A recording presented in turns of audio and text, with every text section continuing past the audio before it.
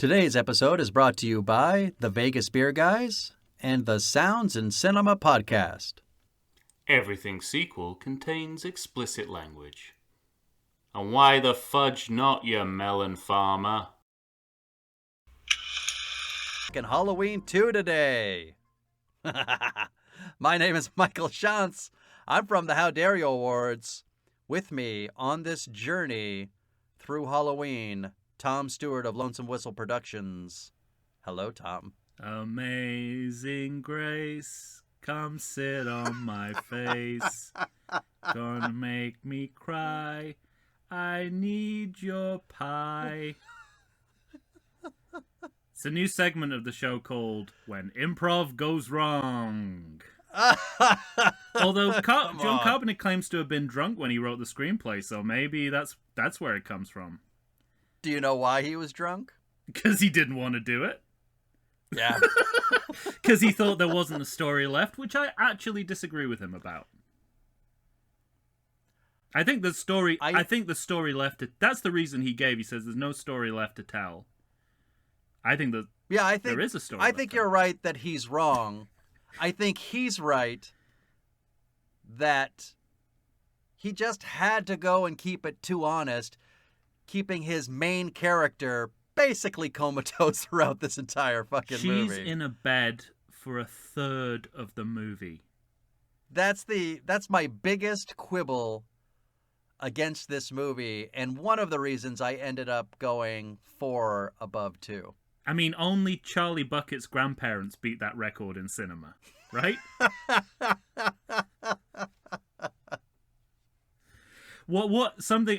Bringing it right up to date, we now, because since we've kind of semi-rebooted Halloween again, which we're going to talk about next year, so stay tuned.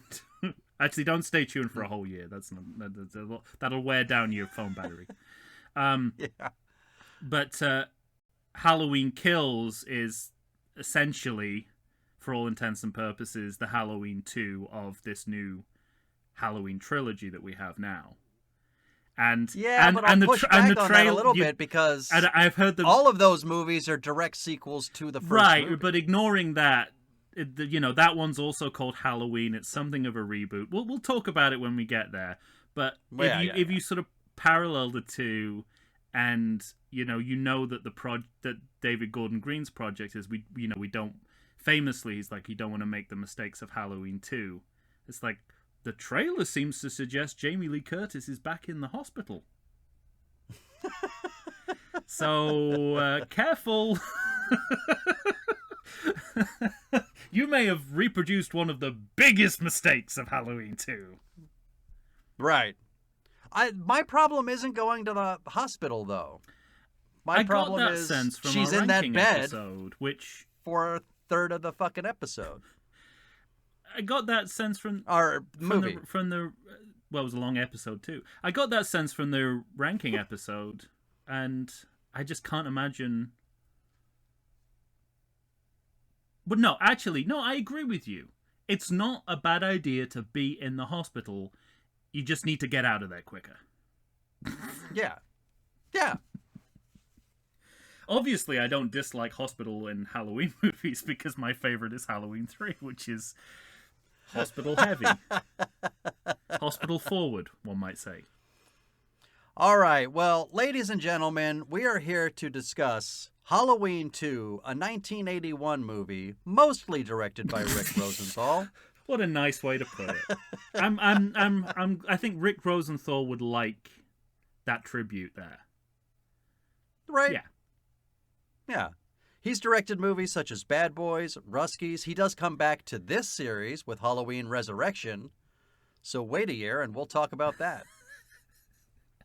This movie has 32 podcasting from Everything Sequel. This movie has 32% on Rotten Tomatoes. Ooh. I know. That's rough. I think the Rotten Tomatoes score for Halloween 2 and 4 are criminally low. But we'll get to it. Well, I understand it more with Halloween 2, but I can't imagine what anyone holds against Halloween 4 anyway. Well, and I agree with you completely about Halloween 4. I don't get how these two movies aren't higher, but let's talk. So this movie had a budget of just $2.5 million, an opening weekend of $7.4 million, in the USA and the world $25.5 million, which also feels low to me considering the mega hit, at least compared to budget, that Halloween was. You'd think people would be lining up to see this movie at least that opening weekend. Well, and this movie's not bad enough to like not get people to go see it. I mean, there's a couple of historical factors there, I think. For instance, the fact that 3 other major horror franchises had sequels in 1981.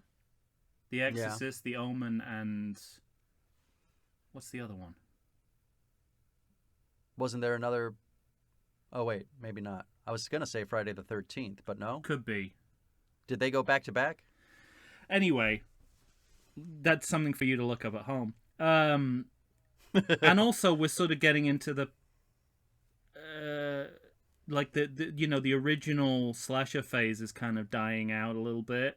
Certainly, Jamie Lee Curtis, thought this was going to be her swan song in the genre.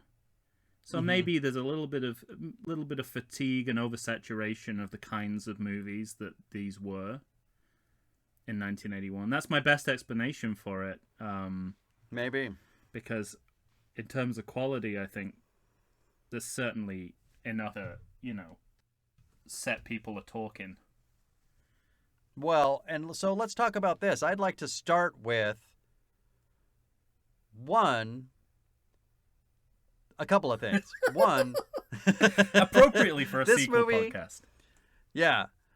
Does this movie have the biggest retcon in the history of cinema? Ooh, go on.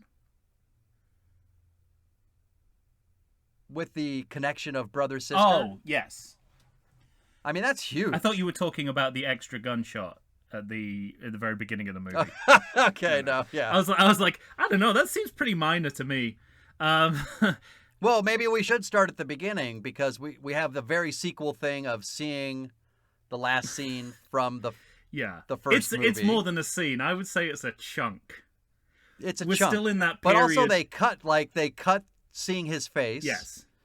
They cut the angle of his fall off the balcony. Yeah. He's clearly also on a ramp. Right.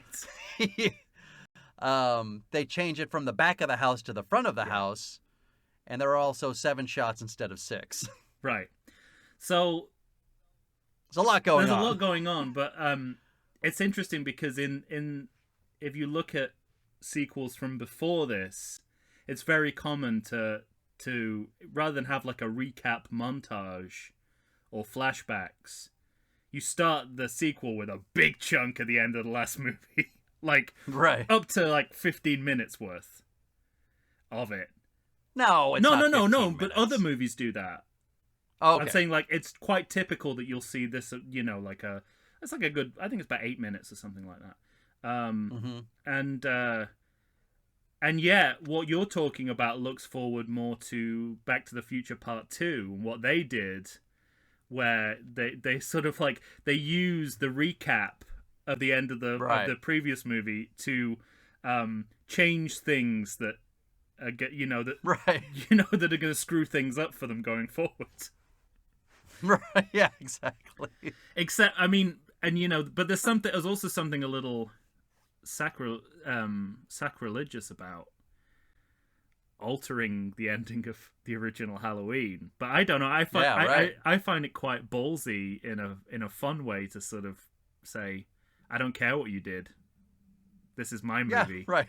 And I think that's what Carpenter sort of really resented about Rick Rosenthal's overall approach to the movie, that it wasn't respectful of the original.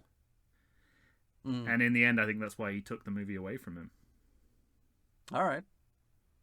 Also, this is true for me on one point more than the other, but do you have a huge Mandela effect for this movie at all? That's such a loaded question. If I don't I don't know what the Mandela effect is, how do I know if I'm Mandela affecting it? Well, I thought, You're so savvy, Tom. I just figured you'd know inherently. But I think a lot of people Mandela effect the idea that Laurie Strode and Michael Myers are actually brother and sister into the first movie, which is not true. It's an invention of this movie. And again, biggest retcon maybe ever. Yeah. Which has been unretconned now. Yeah, exactly. And retconned. Yeah, retconned. And also, how about Mr. Sandman? I love the Mr. Sandman in this movie. Oh, me too. So it's such a postmodern musical choice to begin what is a fairly conventional horror movie of the time. Yeah, right. Like, the way that music counterpoints the menace of what you're going to see, it's hyper real, it's nostalgic, it's almost Lynchian, which is extra weird because David Lynch was considered approached to direct this movie. So even though he didn't direct this movie, the movie begins in a way that he might have begun it if he was in charge. Right. It's like exactly like something out of Blue Velvet. Before Blue Velvet. Well, and that's to say nothing of the fact that of the 3 major horror franchises, doesn't that song fit Nightmare on Elm Street better? Because it has to do with dreams? But you know? I again, that's what's great about it is the, But as it didn't exist yet. Like they just beat him to the punch. So I think the kind of dislocation of sign and signifier here is what I love about it. It's working in like a really purely postmodern way. It's like it's exactly what you don't expect, and it creates its own counter reality to what you're seeing on the screen, and that's what I love about it. Yeah, me too. But the signs are that maybe Rick Rosenthal wanted to make a bit more of a kind of bizarre movie than we actually ended up with. So maybe that is like a remnant of a Stranger movie that never got made, which I think there are hints of later on as well. There's some batshit stuff that happens in this movie. I'll tell you what's not batshit though. Those opening credits. Yeah. The pumpkin splitting open with the skull inside. I fucking love that. It's great, and it's so good. It gives the movie real legitimacy. Because it signals that they're going to play with the imagery of the original movie, but they're not going to simply remake the original. Because it does something different with what is essentially the same thing, artwork concept, at least. Yeah. And that's how the first third of this movie rolls. It's like just different enough, and just similar, but similar enough. But harkens to the original, right? Yeah. And all of that is to do with the kind of real time picking up from where we left off. It just feels, which John Carpenter did not want to do in any way, shape, or form. He wanted to be contemporaneous, and Laurie to be the age that Jamie Lee Curtis is now and in college. Right. I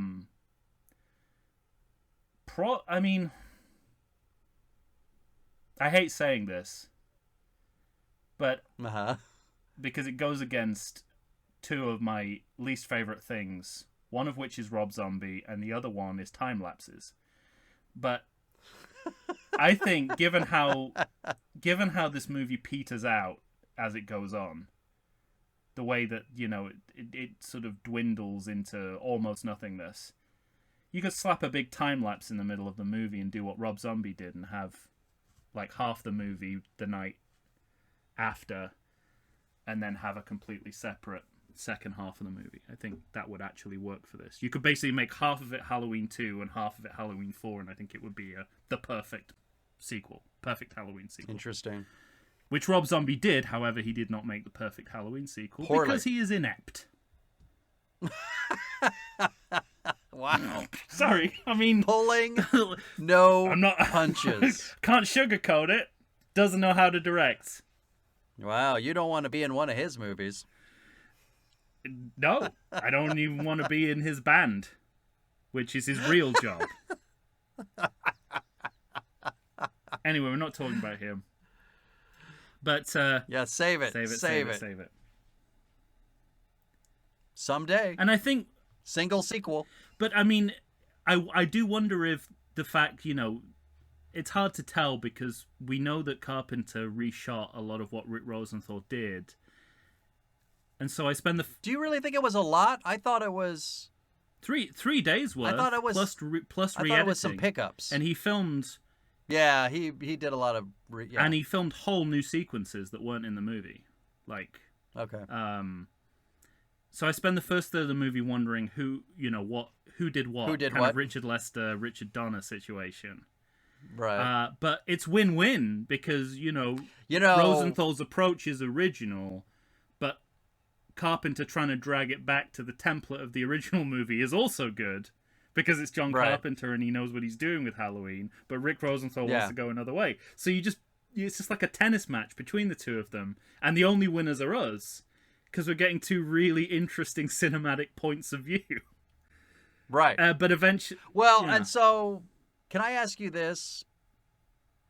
One of the things that detractors for this movie kind of famously talk about is we have Dick Warlock as the Shape.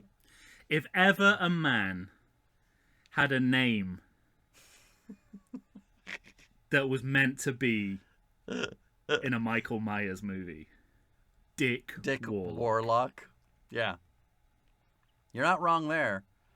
Carry on. But he famously it's Kathleen. Wait, not Kathleen Kennedy. Deborah Hill. Deborah Hill. Thank you. Deborah Hill, who's also producing. Yeah. Was famously on set on almost every day, and he kept coming up to her and saying, "Am I doing okay? Do you like how Michael's moving?" And she said, "Oh yes, it's fine." And then the movie came out, and she said, "Michael moved too slow. It ruined the movie. It's why the movie didn't work." Speaking about the difference between Rosenthal and Carpenter, one of my big takeaways of this movie was how much that worked for me. Yeah, I agree. And it gave a sense of suspense and tension and dread when he's actually finally chasing Laurie Strode throughout the hospital. That I realized on this viewing that I had never clocked before that every time I watch this movie, it affects me physically. Oh, interesting. Where I'm like hopping up and down in my seat. Yeah. Saying, "Get out, get out, get out, get out, get out, get out," as he's slowly moving towards her. And it really does give a sense of foreboding in this movie that I love, that I think works. Interestingly, and this is very typical of how we both love the Halloween sequels, but we come from totally different angles. That what you just described doesn't work for me. Applied to those set pieces doesn't work for me. But what really, really, really works for me, and it is still about the slowness of Michael. I could watch a whole movie of Michael Myers wandering around Haddonfield. Okay. Because it's like a first-person video game. You're right.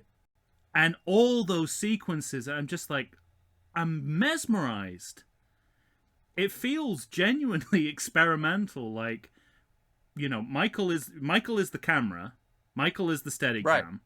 He's just going to walk around, not necessarily do anything. But we're going to see everything from his perspective. And we're going to see people around him. Yeah. Not taking note. Did you notice that? I thought there was one great shot that I'd really never noticed before. It's right before he turns up the sidewalk where it says hospital. Yeah. And yes, I do remember that. That's definitely a Carpenter scene. I can tell you that for a fact. He's walking towards the corner and a cop car passes. But the cop car passes right as he's kind of behind a tree. and then he turns left and he goes up the road. I loved that. Yeah, I really like you said, that kind of shit was mesmerizing to me. Yeah. And it's right, it's right on that, in that perfect kind of Venn diagram between the style of the original and taking that to a new level. Mm-hmm. Because, we get a lot of Michael point of view and Steadicam in the original. But here, it's kind of raised to almost absurd levels. Right. Where a good third of Michael's action in the movie is him sort of wandering around Haddonfield with the camera on his shoulder. Yeah, and exactly. But again, like, and I have an anecdote exactly the same as what you were saying about Deborah Hill's hypocrisy, because I assume a lot of this is actually directed by Carpenter, given how it looks stylistically. And yet he again disowned it in interviews. He said,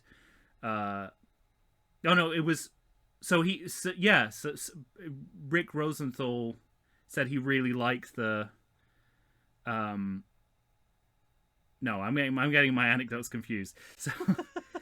So what it ends up... Take your time. It ends up with the murder of a teenager, which John Carpenter didn't like.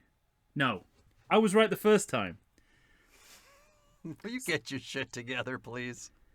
So John Carpenter came in and had and just from scratch directed a scene where Michael murders a teenager, completely unrelated to anything else that's going on. The first murder. The first murder. Yeah, the first murder. Yeah, because there was a complaint. The studio said we don't have a good first kill for like a long period of the movie. And I think it is a good first kill. I think it's a very good first kill, and it was directed by Carpenter. But Rick Rosenthal thought that it offset the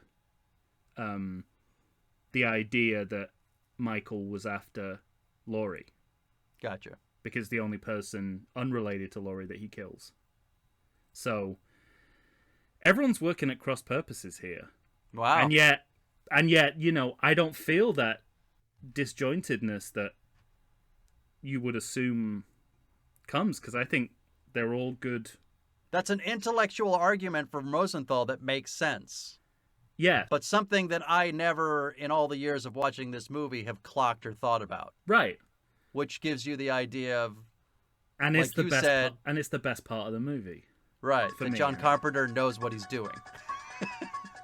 I think Rick Rosenthal knows what he's doing as well, but just I agree. Two of them could never get on the same page. Could get on the same page. All right. Well, let's take a break there, and then we'll come. I like to think I know something about beer, but nowadays even I get overwhelmed when confronted by the exhaustive selection of craft beers they have at bars, breweries, and even grocery stores. Back in the day you had one, maybe two craft beers to choose from, and if you were confused, you ordered a Guinness. But in beerstinations like San Diego, the craft beer options lately are in double, sometimes even triple digits. So what's a beer drinker to do? You need what I need, the Vegas Beer Guys. Your beer of choice should be a perfect blend of malt and hops. And so a live show about beer needs that same balance. And the Vegas Beer Guys matches beer expert Dan Aker with self-proclaimed beer novice Stephen J. Weiss. The results are eminently drinkable. They're on Facebook, they're on Instagram. They'll try new beers, they'll tell you about beer. Think of them as your beer Sherpas guiding you up a foamy-headed mountain to reach the peak of your pint. God, I need a beer.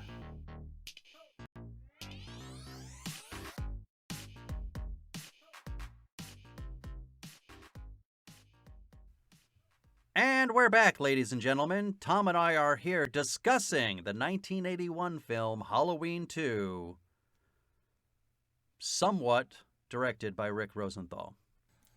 It's getting less and less the more we talk about it.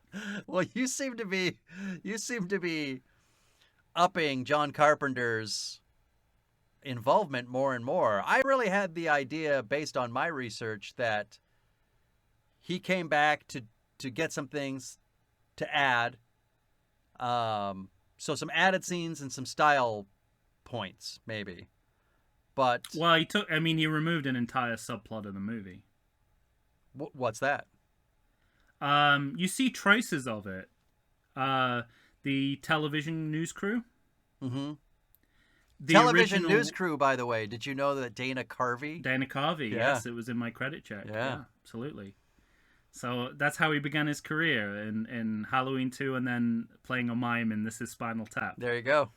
Which is weirder.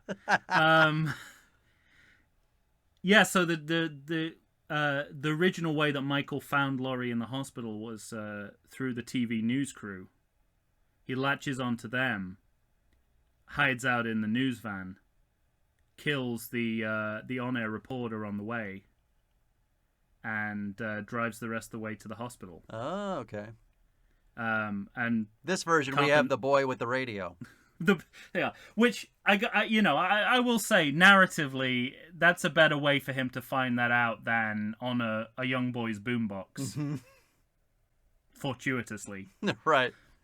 I have no problem with that scene. A lot of people do, not least because it suggests Haddonfield is this sprawling metropolis with a downtown area. But yeah, so there was some pretty big changes, and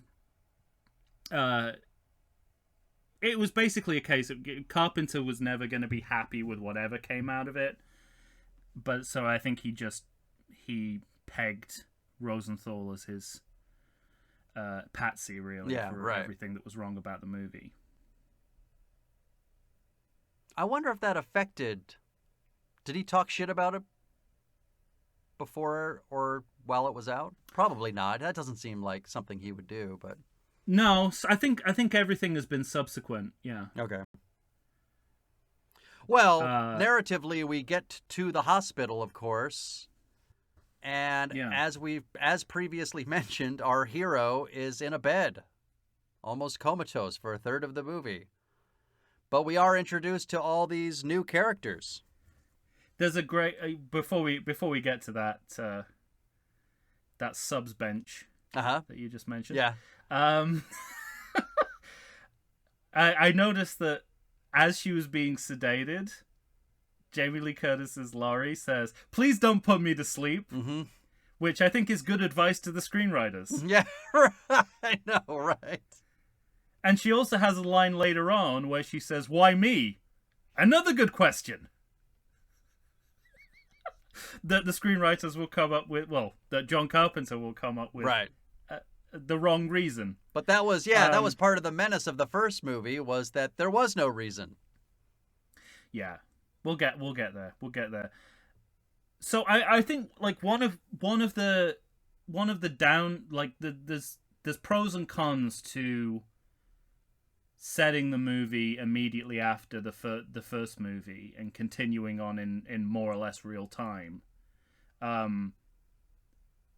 The pros is which you do something which Carpenter says there isn't, and there is, which is kind of development of the characters. Mm-hmm. Like the way that Loomis grows from like expert and authority figure to out of control, loose cannon anti-hero by the end of this movie. That guy was going to shoot a child. And he killed Ben Tramer. Well, not technically. No, he killed Ben Tramer. You're not going to convince me that death was not his fault. You're right. But also, the cop that ran Bennett, known as Ben Tramer, over, that guy's got to go to jail. Yeah, that's true. He came out of nowhere? Bullshit. You were going at a high rate of speed, and that kid was out on that road for a while before you started braking. And he clearly had 50 tanks of petroleum in his back seat in order to create an explosion that big. Anyway, I also love, and this, one of the great disappointments of this movie is that what's his name, Sheriff Brackett, out of commission. Yeah, because he and Loomis are their chemistry is just like great. Clicking along. It's so good. I'll tell you, that blonde guy though, Hunter Von Leer, I think his name is. Yeah, he's good. I like him. But there's nowhere really for the dynamic I agree to go. about the chemistry. I don't think that he has great chemistry with Loomis. But as an actor, there's also I nowhere like for him the a lot. dynamic to go. Yeah. It's just like the police are just like, yeah, we'll give you whatever help you want. Mm-hmm. Because even if they did that eventually with Brackett, it would have felt earned because we've seen them kind of tussle. We've seen them tussle. I guess maybe I gravitate towards the blonde cop because every other cop in this series is like, get the fuck out of here. Yeah. This town's fine without you. And he hears one thing, he's like, he could still be out there, and he goes, all right, let's go back out. He does the sensible cop thing. It's just not very dramatically interesting. Right. There's not much conflict in there. Right. So there's definitely great, and it just keeps the story clicking along for a good long time before it finally runs out of steam. One of the downsides is that because you're dealing with the aftermath, you have to involve the police. You have to have Laurie in a semi-injured state. Right. And the movie has to involve EMTs in some way. That's the kind of narrative. That's a narrative hamstring. But it gives us the last Starfighter, Tom. Lance Guest repeating on the show. From Jaws 4 to Halloween 2. Let's go. This is where I side with Hill and Carpenter because these were the hospital staff were all Rosenthal ringers that were cast in spite of how that they were described in the script. Mm-hmm. Because Rosenthal just wanted some people on set that were on his side. Right. And I don't know about you, but this is the B team for me. Well, Leo Rossi, he apparently had to, the guy who plays Bud, he apparently had to really fight for or something like that. Like he insisted on him getting a part. Yeah. And none of what happens none of how this hospital works makes sense to me. No one knows what they're doing. And what about Mrs. Alves? I also don't understand really their purpose in the movie, except to sort of drag things out. No, well, their purpose is to die. That's what they're there for.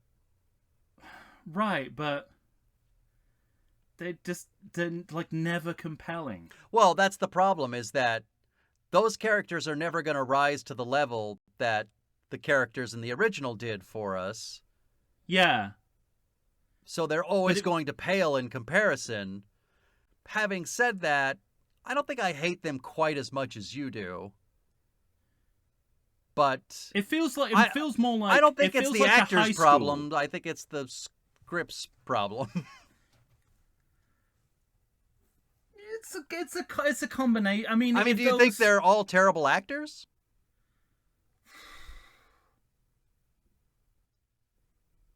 Nah, I don't know. I really don't know. It's just a very strange turn of events. Mm-hmm. I mean, I'm not saying you should just remake Halloween, but you should at least keep it within the genre and the demographic. And these, first of all, that it's probably the first instance in a kind of slasher horror movie where everyone is cast younger than they should be. Right. Because these all feel like they're way too young to be doing the job that they have. Yes. With no senior supervision. Right. Except one drunk doctor. Apart from, our first foreshadow of Dr. Daniel Chalice, which is the right. drunk partying doctor who arrives with a black coffee in his hand. Yeah.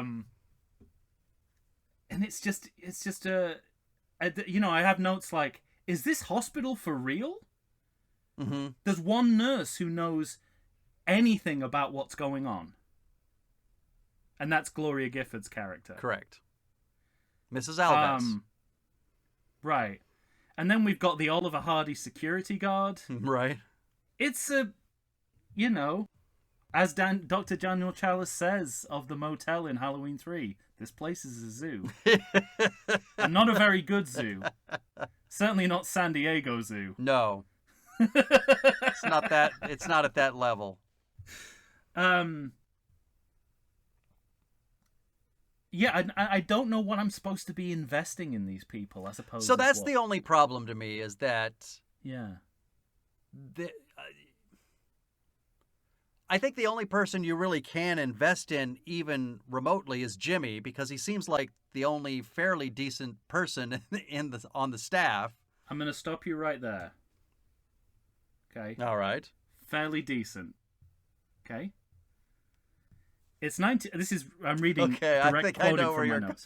You're probably right. It's 1981, so there's some unchecked sexual predator behavior as Jimmy touches Laurie without her consent.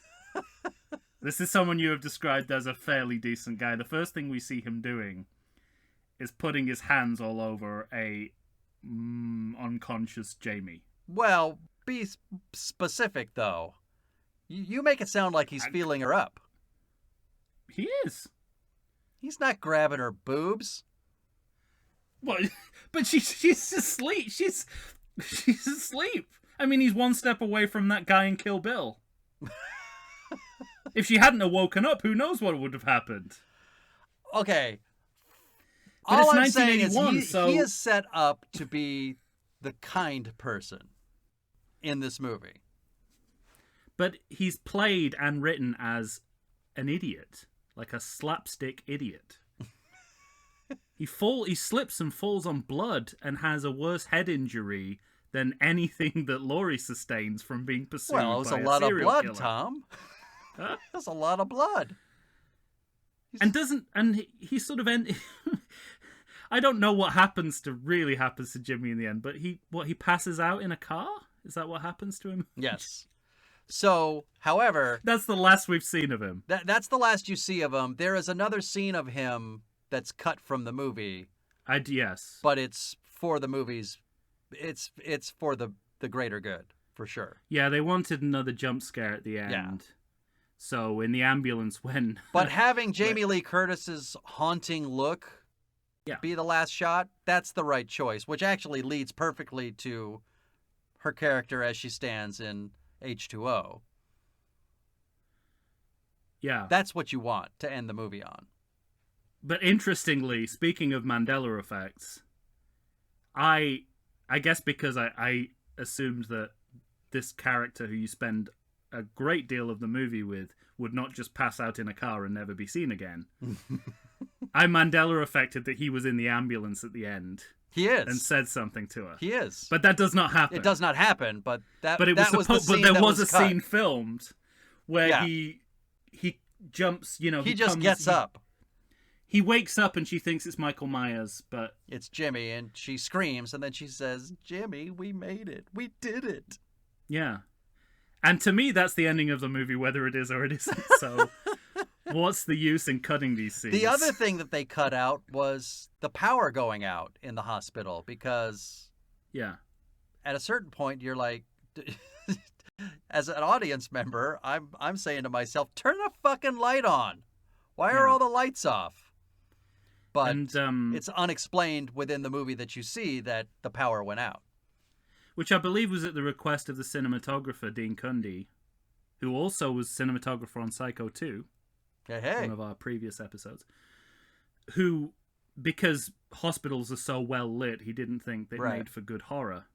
So he needed an excuse to put the lights down low. However, given that they cut that from the movie, it's just dark for no reason. Yeah, exactly.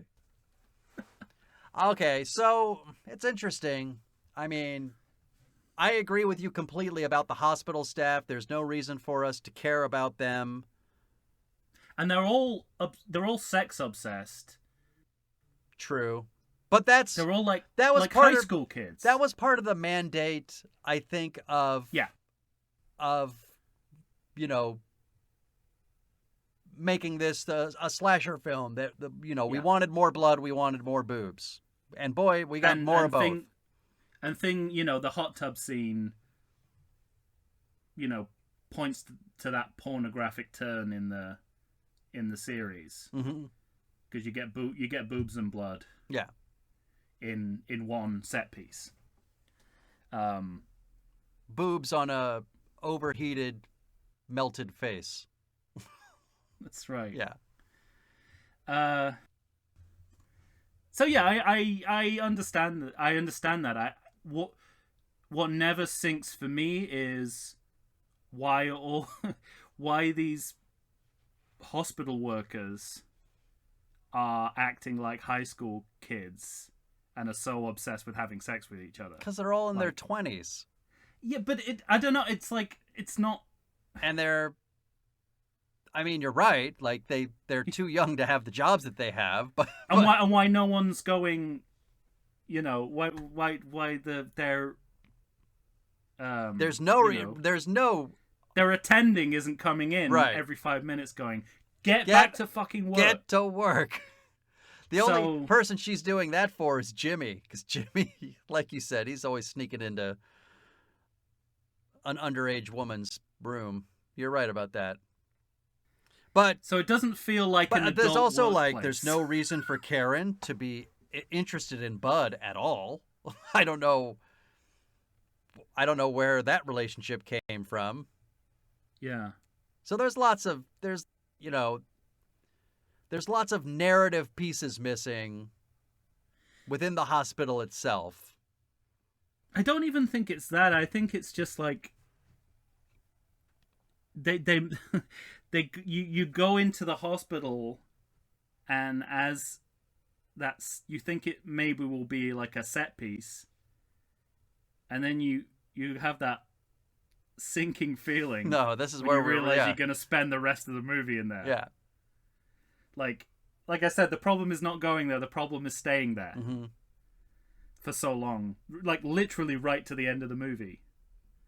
Because I think you could have broken up this movie into thirds. You could have like the first third is everything leading up to the hospital, then you got the hospital in the middle, and then there could be some other location. But where? Where do you take an injured person who belongs in a hospital? Well, why did you sedate her? Right. I mean, like, and even that, they even have to sort of, gloss over that towards the end because she has to get away. The thing is, too, is John Carpenter seemed hell-bent on, like, he could choose the degree to which she was injured. It does seem that way. Yeah. And by the way, it's not like it wasn't a full break of her foot. No. She had a crack in the bone. So it's not like she needed to be sedated for the crack in the bone. Once again, what is done to her in the hospital does far more harm to her than anything that Michael previously did in the last movie. You know what's some of the biggest horror moments in this movie? Like when they stick needles in her and her blood goes into the syringe and then they push it back in. That stuff's hard to watch.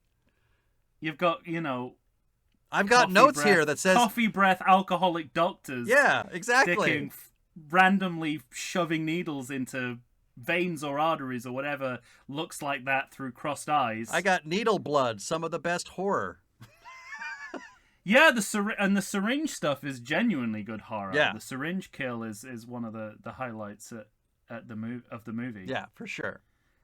So, speaking of that doctor, if you look at the deleted scenes of that doctor working, you'll be even more alarmed. What is he, like, accidentally inject himself or something? No, it's not that, but it's like he's getting everything done the way he wants it, and I guess ultimately right, but he looks so shaky that you're thinking, oh my god, he's got to be injecting an air bubble into her brain. I think the more we talk about it, this is more the side of the hospital that I want to see. Because there's a scene where she's freaking out again after she wakes up the first time, and they put her under again, and I believe that's when the lights go out. It's so interesting because that is a nice holdover from the first movie. The fact that Laurie's parents are at the same country club events that this doctor was at. So all the parents in Haddonfield are drunk and out of commission. And I like that they brought that element in, but it doesn't really sort of go anywhere. No, it doesn't go anywhere. And it's just a narrative excuse to keep Laurie's parents away. Where And which becomes even more important when you find out they've been keeping a secret from her for her whole life. Except that one time her mum got angry and just blurted out that she was adopted. Well, yeah, and it's like, and we learned that through the exposition dream. It's almost as if they knew how bad an idea this was by the terrible way that they executed it. Yeah. It's almost like a story point this bad deserves the line, "I told you I'm not your mother." Deserves this kind of terrible execution. And I believe that the broadcast cut of the movie flipped it around. So that wasn't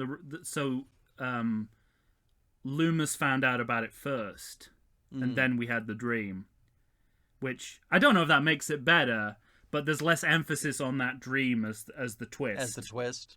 Which I think is a big problem. Interesting. But what I suppose, and I'm being unfair because we're not just in the hospital, we're also in. Well, we're following the case with Loomis. Yeah, we're going to see the deputy from Amity Island. We're gonna go to the school and hear Sam Hain for the first time. Right, and hear a wonderful monologue from Donald Pleasence in the back of the car. Yeah, but before he finally goes rogue. Yeah, right. He's Daniel Craig's James Bond until the rest of the movie, right? Yep. What is it you boys do? Fire a warning shot?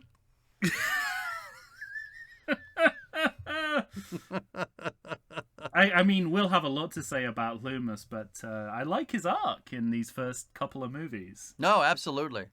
Because it doesn't feel like it really, I think to sell the idea that we're continuing straight on from the end of the last movie, it has to feel like the characters are kind of carry over too. Yeah. And the character development carries over too. So we're seeing the roots of Loomis kind of cracking in the first movie.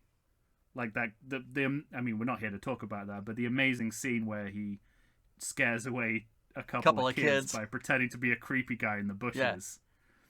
And you can see the lineage of that in him, randomly firing a weapon, randomly firing into the street, causing the death of Ben Tramer. Well, he doesn't fire; he points, and a cop manages to make him stop. But and then later in the movie, he's gone. Like I say, he's gone completely rogue. Mm-hmm. He's no longer. He's literally combating authority, Jack Bauer style. Yeah. And I think it works really well. And one of my big regrets is that wasn't happening, that doesn't happen with him and Loomis, that isn't part of their relationship as well. And I think that's one of the ways in which this storyline's been kind of hamstrung, because if you are carrying on, then Brackett has to be taken out of action early on because he's got his daughter's death to compete with. Right. And there's no real way to write around that, exactly. He can't be going back to work. And sensibly, they don't have him, try to push through. Well, they do that in action movies, don't they? It's like, no, I got to be on the case. I got to catch this guy because it's my daughter and it's personal now. But they actually just go, I can't do this anymore. Yeah. My daughter's dead. And I think that's great. But where it leaves you is not so great. All right. But, all right, let's take another break, and then we'll come back and we'll finish up talking about Halloween. If you like podcasts like I do, boy, do I have a treat for you. You need to stay on target and check out the Sounds in Cinema podcast. Listen as your host, sound designer and music creator Tony Parham, and co-host, musical performer and sound lover Derek Hansen, D-Rock if you're nasty, and I am, discuss all things sound related to film, television, stage, and theatrical productions. They discuss environmental sounds, bioacoustics, dialogue, the nature of communication through sound, but as an added bonus, they drink beer and try to stay on target. Find them wherever you get your podcasts and listen to the pure mania of a man who can charitably be described as Doug, the dog from Up, and another man with a soothing and sultry voice trying to get that man to stay on target. That's the Sounds in Cinema podcast. Tune in and listen to the sounds they are creating just for you. And we are back once again, ladies and gentlemen. Tom and I are here, of course, still discussing Halloween 2, the hospital version of a Halloween movie directed by Rick Rosenthal and John Carpenter. Let's just say it. All right. It sounds like this is like there's like a movie you watch in your hospital bed. Right. But I actually can't think of a worse movie you would watch. It's a terrible idea. In your hospital bed. That's just a terrible idea. Halloween 2, the hospital cut. Maybe that was the version of Halloween 6 that you saw, was the hospital cut with all the violence. Perhaps. Let me ask you this, because this is the first time we're seeing Sam Hain, and it's so easy to only think about like how deep into this shit we go in the successive sequels. But when you see it in this movie, what's your initial reaction to it? Well, my reaction... Do you like the mythology of it, or is it like, come on, Michael Myers is just Michael Myers? Yeah, well, I mean, it goes along with trying to sort of find a motivation. It goes along with the brother-sister, too. Yeah, it's like... It goes along with the trying to... And I think that John Carpenter was writing this from the wrong position. Mm-hmm. He was like, the only way we get story out of this is if we try to explain things. Right. Which he later admitted was a mistake. But you can see that with the Sam Hain too. It's interesting because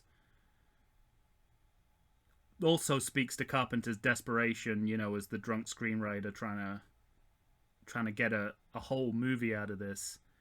That this is from he pulled this from the original movie's novelization. Mm-hmm. Yeah, that's where the Sam Hain stuff comes from. Yeah, exactly. And also the first scene of this movie that we've already quoted, that you don't know what death is. That comes from the book too. Yeah, you're right. Yeah. So, I think. Yeah. I mean, it's definitely it's gratuitous in the same way that the brother-sister subplot is gratuitous, but it definitely doesn't. As I say that, I'm saying maybe it is arguable that it does as much harm as their brother-sister plotline does in future movies. I don't know. Certainly not in Halloween 3, but maybe in Halloween 6. Right. But it's... Yeah, I mean, it makes the next movie look almost deliberate. Right? Because it feels like because basically that Sam Hain monologue that Donald Pleasence does is the core plot of Halloween 3. It's Conal Cochran. Yeah. So in those terms, I enjoy it, but if you're going from this to Halloween 4, then it does seem like it does seem pretty unnecessary. All right, well, and it's interesting that they only picked it back up when they got desperate for material, because I think that's what it was born out of. Yeah, right. We've got to fill this movie to something to get it to nearly 90 minutes. Almost 90 minutes, right? Almost 90 minutes for a movie where you filled the first 5 minutes with the last movie. To a movie where someone slowly dials a telephone. Right. Well, and there's, like, we talked about this before, but there's lots of slow walking.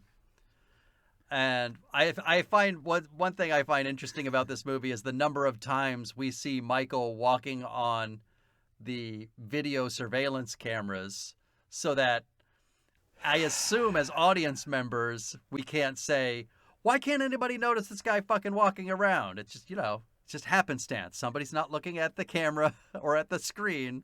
They're talking to each other as he moves about.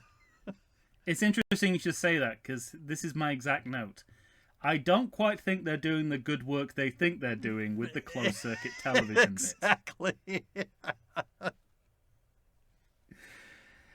And I have this general feeling in the later section of the hospital scenes that I really do think they are literally trying to kill time under the auspices of suspense and dread. Well, and we seem... Like, it almost gets to the point of, like, stage farce.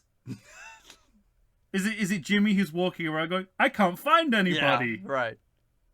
I mean... And then what's the security guard? You know, Halloween 5 gets the the rap for bad comedy, but it starts here. Having that closet fall out on him. Yeah, right. And the cat in the bin. I mean, it's just it feels like, it's the lowest form of slapstick comedy used to kind of spackle over the fact that we don't have enough material in these scenes. I'll agree with that, but I do like the hammer in the head. Yeah. Shout out. The actual kills are really good. Let's talk shout out to Sounds in Cinema podcast. And we'll talk to D-Rock and Tony Parham. The thud of that hammer, the claw of that hammer hitting the head. Woo! That's good sound work. It's good sound work. And you're right about the other deaths. There are great, good, fun deaths in this movie. Yeah. I've got no including off-screen deaths.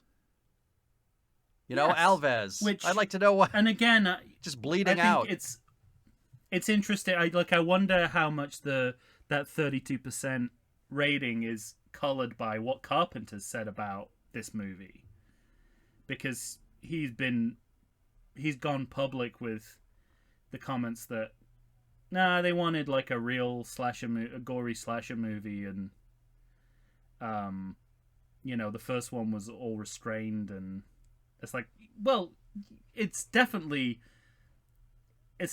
more the horror is more vivid in this movie. Mm-hmm. More it's more gory, it's more of an exploitation movie, but that doesn't mean there aren't these restrained moments in there. And I think the syringe kill scene is like classic in that. There's also the fact that early on in the movie we have a classic bait and switch that could have been straight out of the first movie, where you think Michael's gonna sort of ruthlessly murder an elderly couple, mm-hmm. but he just steals the knife and then goes off and kills the teenager later on. Right. So we do have that delayed gratification and all those things. So it's interesting when you sit down and watch the movie, you realize it's like, yes, this movie is close, sometimes gets close to the way it's stereotyped, but other times, it's just a stereotype. Yeah. There's other things going on in the movie. It's a real mixed bag. But I still say the one thing this movie does well is build tension. And there are moments... Yeah, I think it works better in the earlier part of the movie, and I think in the second half of the movie it's more about killing time, but overall I agree with you. It still gets me, though. I think we just differ on that. I like the stuff in the elevator. Despite how slow he's walking, it still makes my heart pump. I don't have a problem with him walking slowly. I have a problem with the hospital workers walking, and Laurie walking around the hospital slowly. Okay. In response to him. Gotcha. That's my biggest problem. I don't have any. I think the idea of him as this kind of looming menace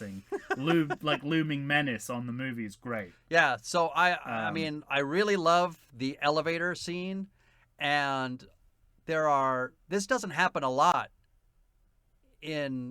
I can't think of a lot of horror movies where I see this.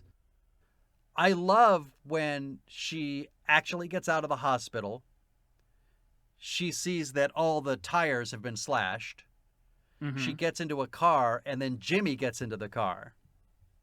Yeah. And when Jimmy says, I think and he falls on the horn, and then there's that establishing shot of how loud that horn is. That to me, you don't like that? I love that. I thought it was a little bit Naked Gun. Oh, get the fuck out of here. I put myself in Laurie Strode's shoes in that moment, and I think I'm fucked. Plus, the result of that is also then she's just got out of the hospital and she has to go back into the hospital. This would have been the perfect time for her to leave the hospital. But she goes back in. But I also love her falling out of the car. Loomis shows up and she's almost too frightened to make speech with sound. Where she's just saying, help me. I like that. And then the moment the door closes, she's screaming. I know a lot of people give this movie shit on that moment. I think it's great. It's a little bit like the Krusty the Clown said the loud part quiet and the quiet part loud.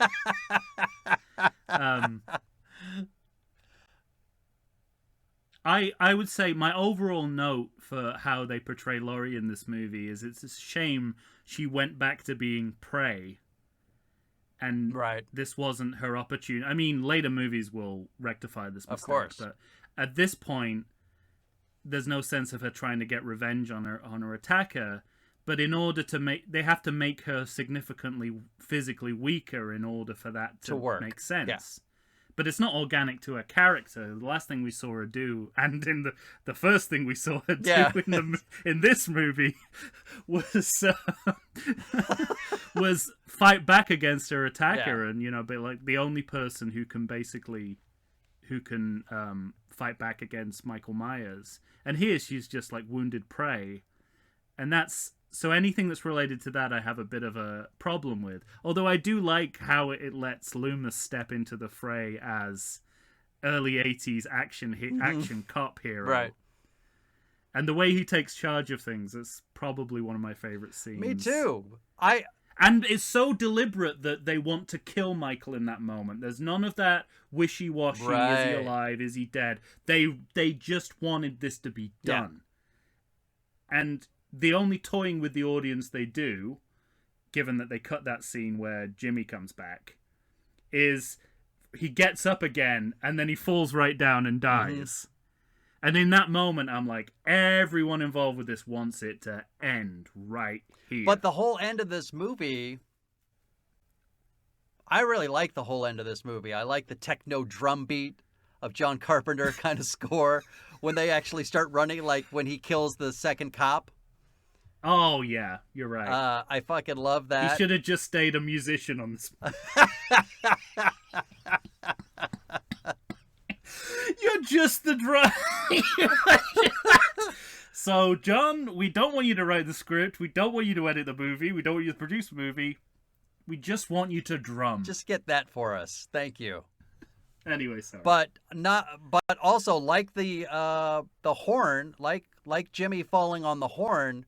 I love that they go into this room and he puts Laurie in a corner and he's going to sort of try to be the person that stands between her and Michael. And Michael busts through the door and he steps out and there's nothing but a click for that gun. And of course, because Donald Pleasence is Donald Pleasence, you see it's again, like I feel the horror for him of, oh, I'm fucked. Mm. And the knife to the belly and falling down and in of course later movies it's going to be hard to disown 2 shots to the eyes, but I had a lot of surgery. People aren't afraid of me. But the subsequent movies don't care that Michael was shot twice in the eyes. Yeah, he survives about the same number of bullets that he did at the beginning of the movie. I like the fact that they sort of, given how much this movie has kind of like made melodrama out of the story with the brother-sister connection and the Sam Ains stuff. I'm grateful that, there's like a moment where they have to make a decision about whether Michael can be talked down. Yeah. and emotionally engaged with, and they firmly decide he can't be. And they even have a moment where Michael considers it, and then still decides to yeah, kill. Exactly. But they also have a scene where he's swiping blindly across the room, which I think was supposed to be suspenseful, but is not. To me, was just comedic. I'll give you that for sure. But yeah, that's followed up by what I consider to be a very Terminator ending, because you think, I mean, that explosion is so big that it actually put the actor on her ass, Jamie Lee Curtis. It was way bigger than they expected. And you can see her fall down in the hallway because of, whatever. In the 80s, I guess they just didn't care about human life. So they put their actor in danger. But so you think it's over, but when, again, another drumbeat of him walking out, even though he's clearly in a fire retardant suit, that's a great, Jesus, come on, give me, and then he finally falls down. All of that's great. Well, and also, I mean, this movie, like many sequels, is concerned with upping the ante. Yeah. And about a third of the way through the movie, we had what seemed like the biggest possible explosion there could possibly be in any movie. Right. So we have to you have to beat that. Yeah. That's not just this isn't just any explosion. This has to beat Ben Tramer Fireball. Which is asking quite a lot. Also, I mean, however we get there and whatever issues we have with that, I like that there's at least cohesion in the way that they end the movie in the morning of the next day. Right. So it really feels like the movie, the original movie and the sequel are two coherent parts of one story, yeah. And that it's cyclical. There's a sense of closure to it. We get Mr. Sandman again. We've broken out of Halloween. The actual day. It's November 1st. Yeah. Yeah. I like all of that. We get the cops talking about how many dead bodies. So you get the toll.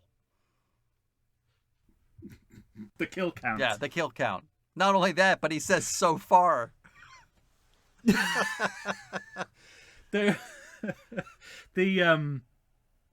It's like they can anticipate, like future film nerddom by putting the kill count in there. Right. It's like, if they ever come up with any other screen slashers who are gonna, compete for Michael's title, at least we've got the number in there. Yeah, there'll probably be some sort of movie database. I don't know if it'll be in a book or on computers, but in some kind of almanac.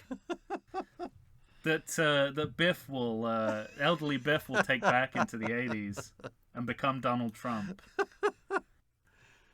So, yeah, I don't know what else. I mean, that's the thing about this movie and this series, is that there's a lot of big fundamental flaws here. Still a really good movie. I know. With some phenomenal stuff in, and I think when this movie is phenomenal, it's as good as any of the Halloween. I almost did Hollywood again. Halloween sequels get. Yeah. It is not this. It is not the illegitimate sequel. No. That John Carpenter seems to think it is. Right, and I do wonder whether that kind of sabotage has really affected how people watch this movie, which is, I think, a real shame. That and Jamie Lee Curtis's wig. Yes, right. That holds a lot of people back. I mean, that wig isn't the same color as the hair she had.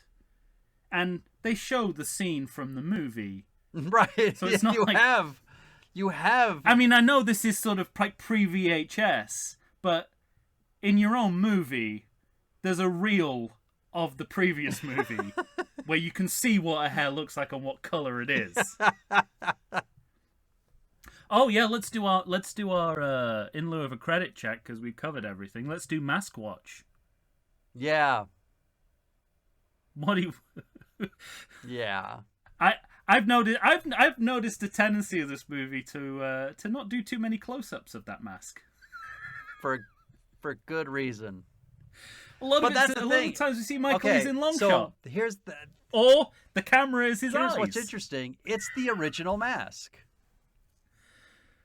Yeah, badly kept, I assume. I guess that's the famous story, is that Deborah Hill kept it under her bed and was a smoker, so that's why it has a yellow tint and looks faded. In addition, Dick Warlock was a stockier man, and so it fit him weird. It does not look like the same mask. It doesn't. I actually asked that question. Is this the same mask? But I mean, do you hate it?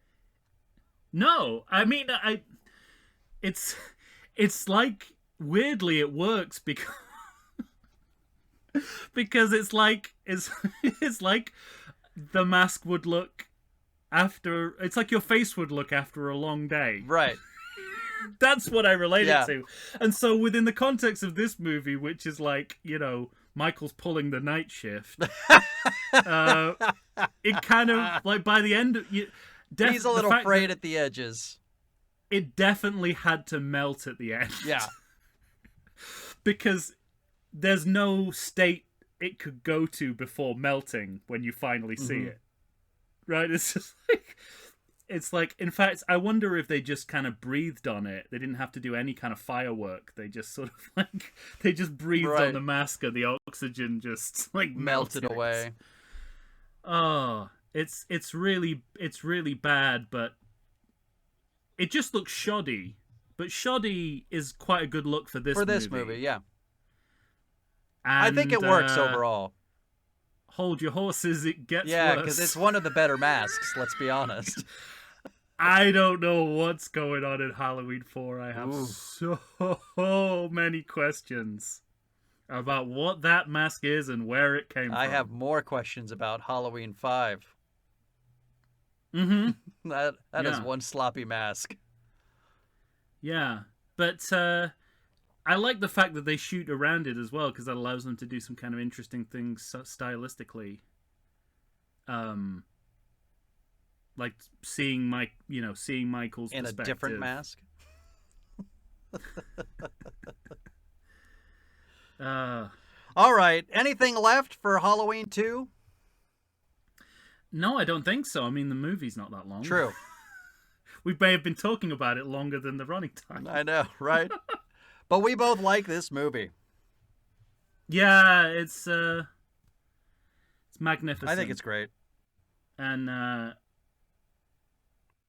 it's the kind of movie where the imperfections actually really help with the overall feeling of the movie. Like, if it's like a real, you said the hospital version of Hollywood. Yeah, it's that sort of that feeling of being in a hospital or having to stay up all night is really how you should be feeling about this movie. But that movie has that feeling. Like, you can put yourself in the characters' places of... Definitely. Yeah. That sort of grotty, been up too long... Absolutely. Not feeling my best... kind of thing. But in a good way. All right. Well, ladies and gentlemen, if you have something to add to Halloween 2...